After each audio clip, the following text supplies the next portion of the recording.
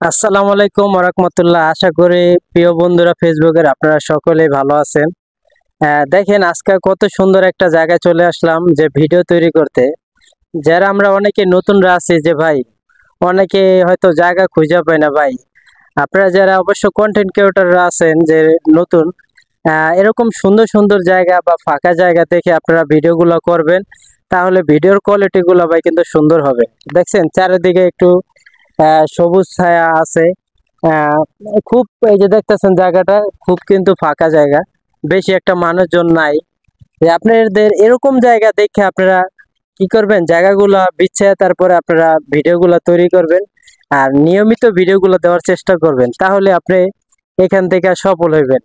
অনেকে আছে যে ভাই নিয়মিত ভিডিওগুলো দেয় না, তারপর বলে যে ভাই আমার রিচ এঙ্গেজমেন্ট গুলো ভাই কমে যায়।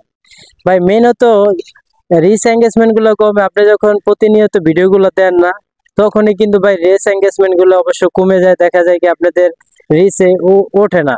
তা আপনার নিয়মিত ভিডিও গুলো দিয়ে যাবেন। আর ভাই শরম লজ্জা যারা অবশ্য থাকবে তারা অবশ্য কন্টেন্ট ক্রিয়েটর কখনো হতে পারবে না, এটা আমি বলে দিলাম। আহ, আপনি যে যাই বলুক, আপনার নিজের ইচ্ছা শক্তি থাকতে হবে যে আমি একজন কন্টেন্ট ক্রিয়েটর, আমার ভিডিও তৈরি করতে হবে, যে যে বলুক না কেন।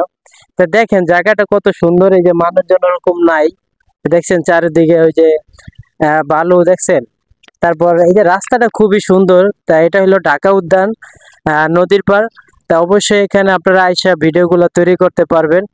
তাই আমার যে ক্যামেরাম্যান আছে অবশ্য তার থেকে আপনি একটু শুনে নেন, আমার বন্ধু মানুষ। ঠিক আছে, আচ্ছা ঠিক আছে, ক্যামেরাম্যান অবশ্যই এখন সামনে আইতে চাইতেছে না। ঠিক আছে, ফিরে অন্য এক সময় আপনার ভিডিওতে দেখাবো। তাই ইচ্ছা শক্তি হইলো সবচেয়ে বড় জিনিস। তাই সবসময় নিজের ইচ্ছা শক্তি থেকে যে কিছু করেন না কেন জীবনে, সবসময় নিজের ইচ্ছা শক্তি থেকেই করার চেষ্টা করবেন। বাইরে আপনি আজকে যদি না খেয়ে থাকেন, আপনার কিন্তু কেউ দেখবে না। তাই আপনি যদি এখান থেকে আপনি একটা কিছু করতে পারেন, তাতে তো ভাই সমস্যা নেই। আচ্ছা ঠিক আছে, দেখেন চারিদিকের পরিবেশটা আসলে খুবই সুন্দর। তাই এরকম জায়গা দেখে আমরা সবসময় চাই যে ভিডিওগুলো করতে।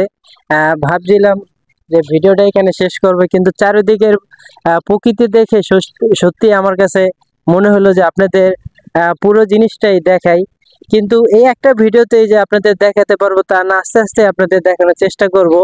আহ আমরা যে কোন জায়গায় ভিডিও করি বা কোন জায়গাতে আসি, এগুলো সবই আপনাদের এক সময় দেখাবো। কিন্তু এখন ওরকম একটা সময় নাই যে আপনাদের পুরোপুরি ভাবে দেখানোর যে চেষ্টা করব।